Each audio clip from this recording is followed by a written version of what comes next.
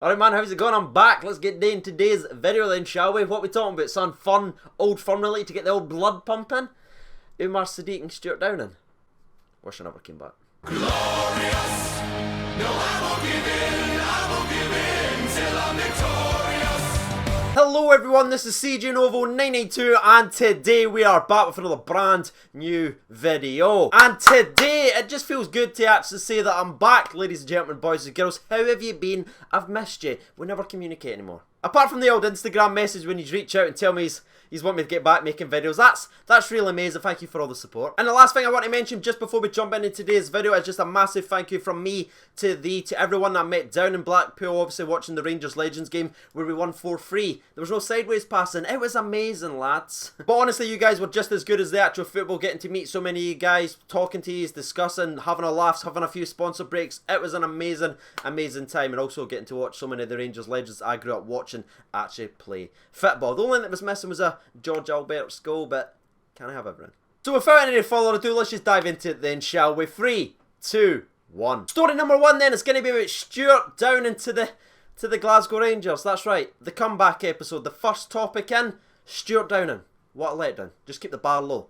That's probably where the expectation should be, to be fair. And if I'm being honest with you, this Stewart Downing thing has been sort of snowballing for the last 4 or 5 days. Even before I made the Lose Hope video, there was talks about Stewart Downing, but I just assumed it would be squashed and be done and dusted, so I didn't actually speak about it. But 4 or 5 days later, it's not only still there, it's actually getting bigger. But before I actually ask you guys your opinion on Stewart Downing and whether we should sign him or not, let's actually look at the man himself and see what a potential Stewart Downing could be bringing to the Glasgow Rangers. Stewart Downing is 34 years young, and I think it's well worth saying, by the way, there is no concrete proof that this move is even happening or even being discussed. It's all just media outlets and everything like that. It's just sort of putting the two strings together. Gerrard's an English international, Stewart and Downing's an English international. Let's get together and make some clickbait. But whether there's any proof of the rumour or not, let's actually look at the man himself. He has played 30 games this year. He has 2 goals and 1 assist in the championship so far. And overall throughout the entire season in all competitions, he has played 32 games,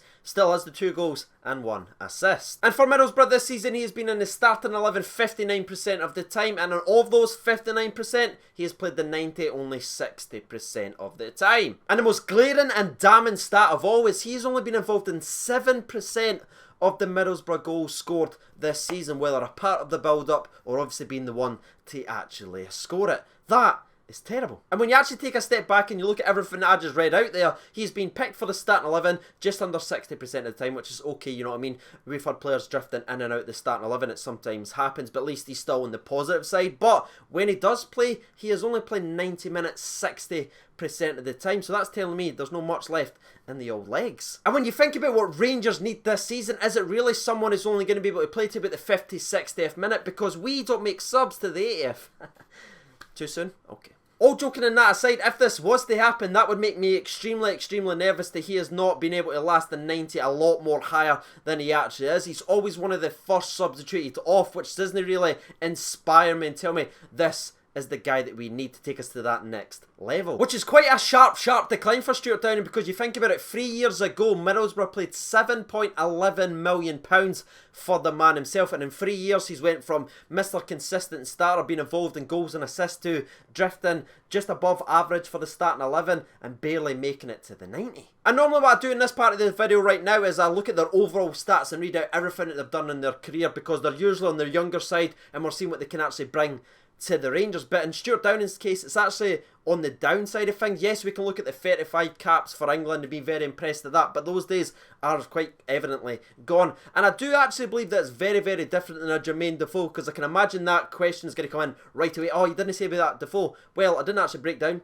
Defoe's overall stats, but Jermaine Defoe is a natural goal scorer, you know what I mean? His job isn't to run in the wing 90% of the game and get by people and whip the ball in. He's to be alive inside the penalty box and pass on some knowledge and techniques to our striker Alfredo Morelos. So I think it's actually okay to sign older boys when they're actually strikers, because they've still got their natural instincts in and around the box, as long as they've obviously got legs, not like James Beattie who's just done. Jermaine Defoe quite clearly has still football about him. But on the Stewart Downing side of things, when you look at the qualities that earned him 35 caps and all those appearances in the Premier League, it was the quickness out wide to beat his man and whip the ball in the box, and unfortunately for Stewart, those days are actually gone. And now before we actually turn our attention to look at the Rangers squad, it is worth mentioning that Stewart Downing can play attacking midfield, which is obviously something that we badly lack in, and we need an attacking midfield player. So the argument could be made that he could come and play here, but when you look at his overall stats playing at centre attacking mid, or attacking midfield player, whatever you want to call him, it's not that impressive, and he's only actually done it 6 times this season for Middlesbrough, and he has 0 goals and 0 assists in that role. So I think it's fair to say that Stewart Downing is still a left winger, and if we did bring him in, that's where he would actually play. So let's look at his competition in the Rangers setup next season. Now, Ryan Kent could go or could stay. Please stay, Ryan. Please stay. But if he does stay, he's definitely not starting over Ryan Kent. We've obviously got Glenn Middleton, our up-and-coming youngster who's doing bits again for Scotland's international level. He might have slightly drifted from the first team in the last couple of months, but there is still a very talented footballer in there, and I'm pretty sure that he will be back next season fighting for that first team place. And obviously you've got Jordan Jones, who put in 2 pretty damn good back-to-back appearances for Northern Ireland, and it's still out there, the jury for the old Kilmarnock season, but Jordan Jones is confirmed to be coming to the Glasgow Rangers, and he is a very tricky winger as well. So is he going to get beyond any of them? That would be a very tough ask off Stewart Downing, especially at this point of his career. So that's his overall stats broke down and his overall player profile completed. Now all that's left is for you guys to let me know your thoughts and opinions down in the comment section below. Should Rangers sign Stewart Downing? Let me know that. And also, do you actually think it will actually happen? For me, I think this is the first time this has ever happened. I'm going to go with no, Rangers shouldn't sign him, and 2, I don't think he will actually come up here either. And maybe that wouldn't be his choice, because I'm pretty sure that Rangers aren't even looking at him. This is just paper talk, and that's created the clickbait. And while you're getting your thoughts and opinions out there on Stewart Downing, on the Twitter side of things, there's 831 votes, and 85% of the people votes for no to Mr. Stewart Downing. Rampant Red Neiman Lion writes in, we aren't a meme. That's fair. Mark Kelly says, I don't know. What would you say? No, Mark, not at all. Dominic Dockery says, no, he's a pensioner. David Nimmo writes in, no, tired of 30-plus-year-olds just coming to Ibrox for one last payday. Time to look for the future, sign young international players that the club can sell on for a good profit. Alfie's just misunderstood says, not often. I strongly disagree with a Rangers transfer rumour, but for the love of God, no!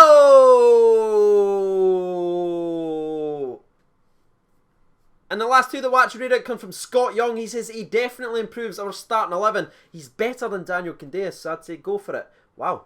I mean, that's fair, mate. That's your opinion.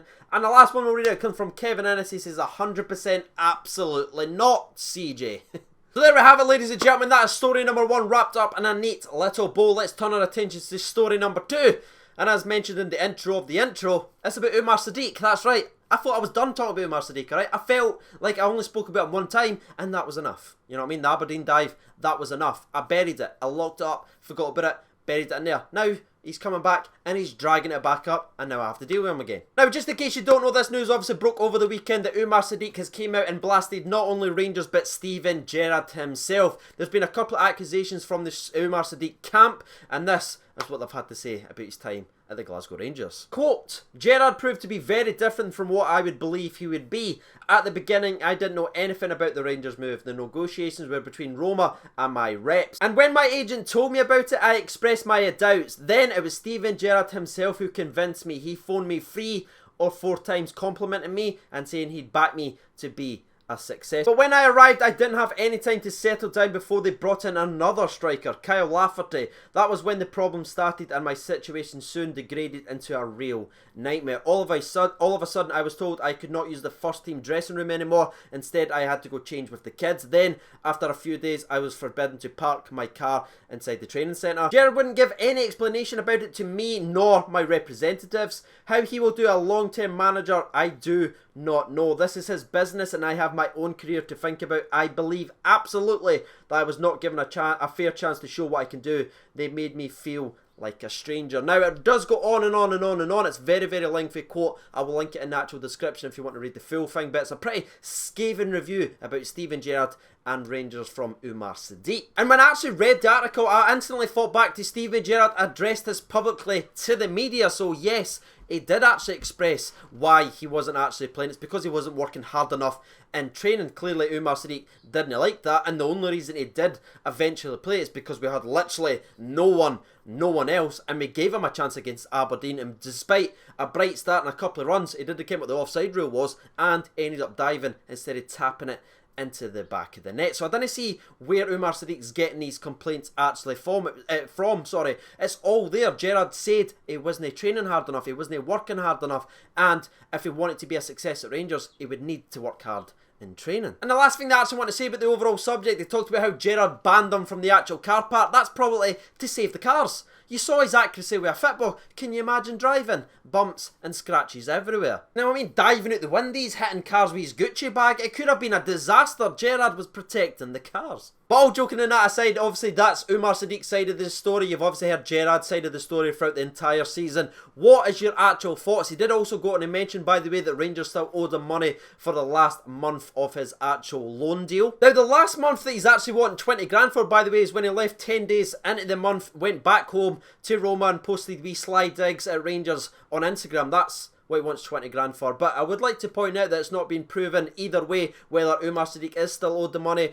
or if Rangers actually paid the man and he's just trying to be a wee smart arse at the end of his statement to leave a sort of ending lasting punch. And the third and final part of today's video will just be a quick little update regarding the actual Old Firm. The referee has been announced for the game, and it's none other than Bobby Madden. That's right, so I want to know your thoughts and opinions down in the comment section about Madden taking the Old Firm game. And with that being said, we have now reached the end of today's video. Hopefully you did enjoy it. If you did, make sure you be hitting that like button. It definitely helps smaller channels like myself be found by other people. So if you'd like to help support the nation, make sure to be hitting that. And if you'd like to support the channel directly, the link for that will be down in the description below. Join the 50 strong on the Patreon's account. I've been CJ Novo92. Thank you so much for watching, and bye.